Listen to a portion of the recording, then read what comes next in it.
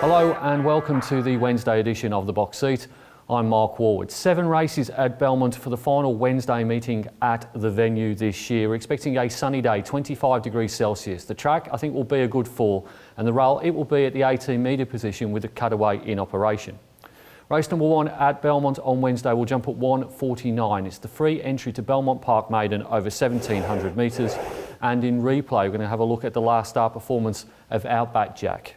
Is South Star into the straight now. They balance at the 350. Fair Rouge joined quickly by Miyagi. Miyagi headed off. Fair Rouge rang a roll third, followed further back by Shyster. Outback Jack is going up and down on the one spot at the moment. Miyagi's in front from Fair Rouge. Rang a roll battling, said no one ever, running on down the outside, but Miyagi kept going, and Miyagi is too good for them first up. Miyagi has won from... The last start performance of Outback Jack was its first run for Stephen Miller and Sean McGrady. Went round as a $2.90 favourite in a maiden over the 1,300 metres, was beaten by Miyagi by about a length, was pretty green in that run, but I like the quick back up here, 7-day turnaround, jumps from gate number 1, don't think it will lead, but will certainly, with the cutaway in operation, get the run of the race and lands in what is a very weak contest here. There's a few debutants, none of them have really shone at the trials, and the exposed form's not all that great either. Goes on top. Number 1 is Surveillance. Now this horse obviously ran very well in the Magic Millions race at Pinjarra back in February, but hasn't really backed it up since then. 5 minor placings from 7 starts.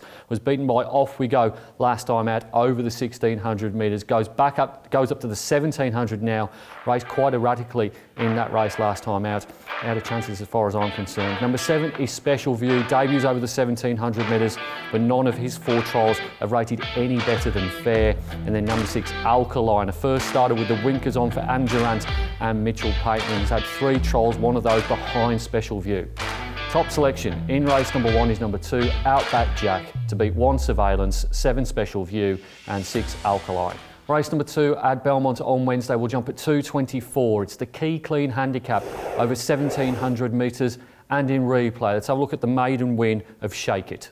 Knocked right out of its sails, and further back behind those then is Dynamic Ruby. 350 left to go though. Savage One leads the way. Shake It's the challenger. It's Shake It, Savage One. Savage One responds from Shake It. The 2 newcomers have come away. 100 left to go. Shake It, Savage One. Now Shake It grabs the lead. He put paid to Savage One. Shake It, and Shake It has rolled in. Shake It beats home Savage One.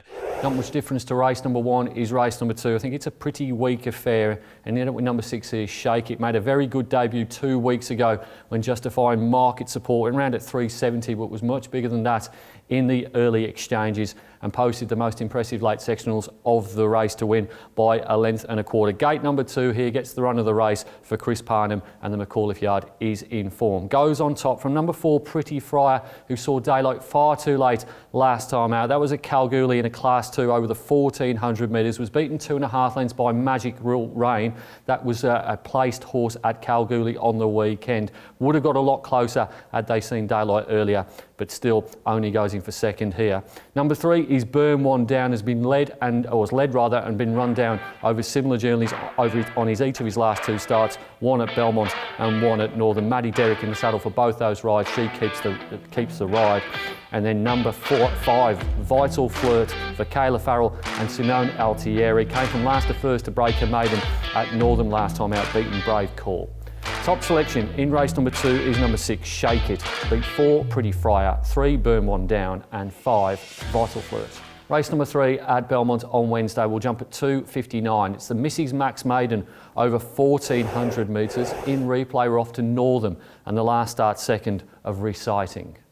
Fiery Bay comes around the heels now of on the outside Reciting, and they're followed after a gap in the field American Grin. So Reciting comes out after the leader. Crystal Perry has to go for the whip on Chicklet. Fiery Bay is sticking on admirably on the outside. They went to the 150, and Fiery Bay out near the middle of the track, bushing back on the inside. Chicklet and Vicente battling away as Reciting, but Chicklet is on the inside, regains the lead, and Chicklet's going to be too good. That was a pretty hot maiden by Northern standards. It was won by Chicklet from the Pierce Racing Yard. Now that horse finished 4th in last season's Size Produce Stakes at Ascot Racecourse. Reciting went round at $7 that day, beats everyone barring Chicklet.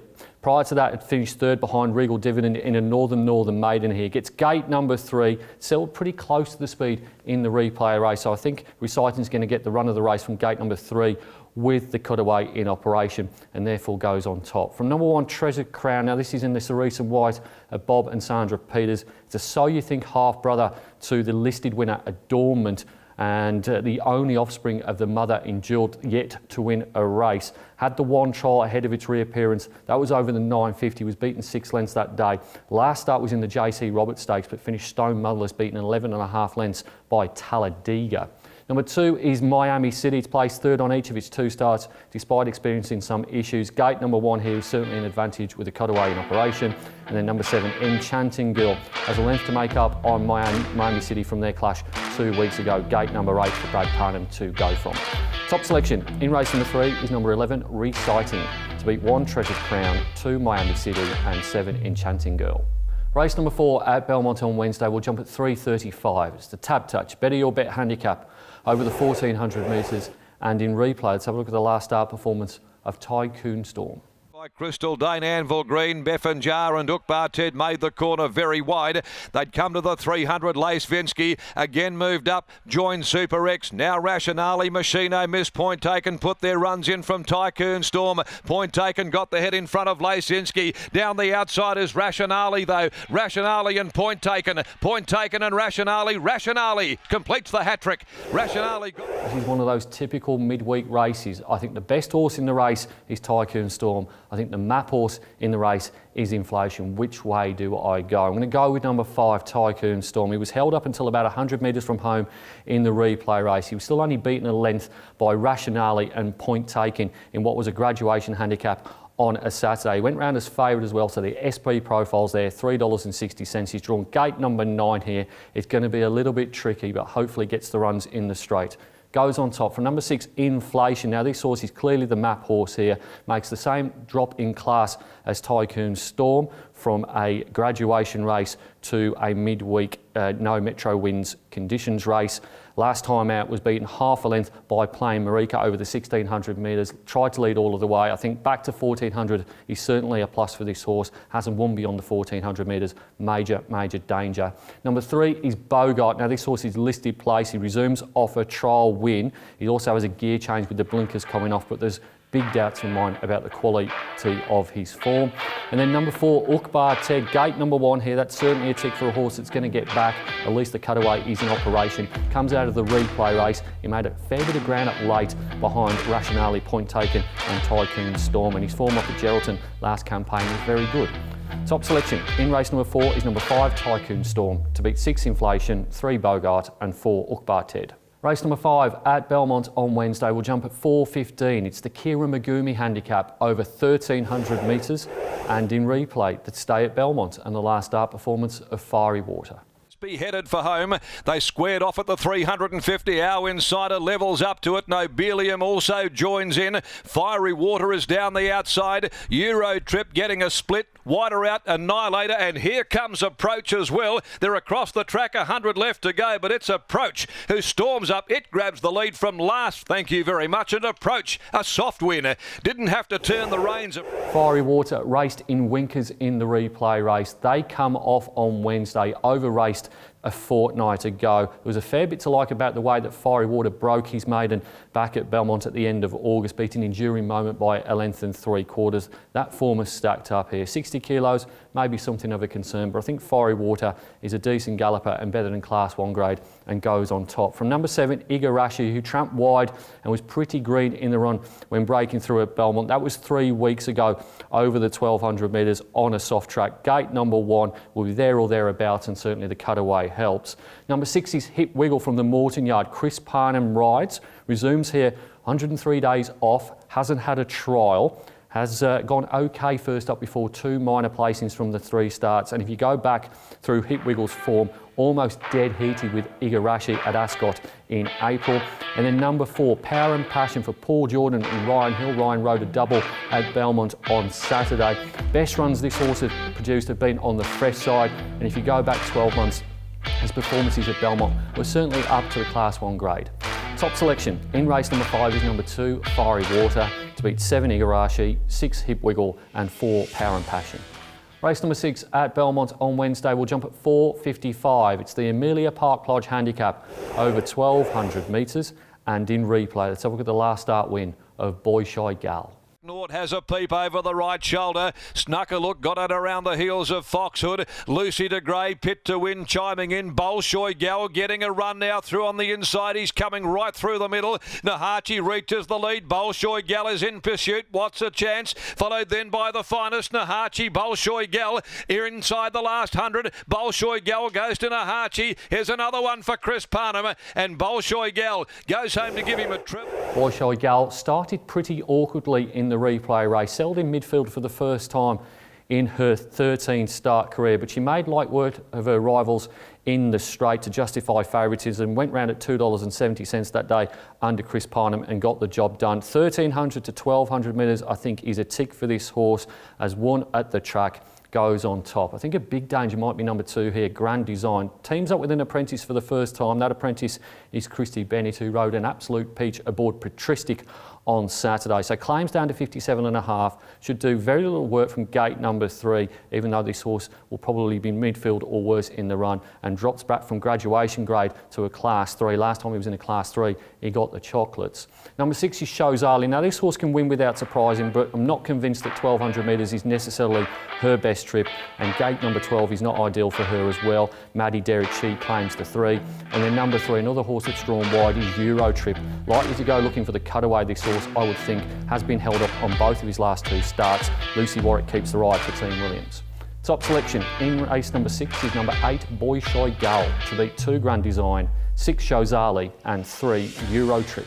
Race number 7 at Belmont on Wednesday will jump at 5:30. It's the All Flag Signs and Banners Handicap over 2,200 metres and in replay. Let's have a look at the Class 1 win last time out of Sentimental Queen.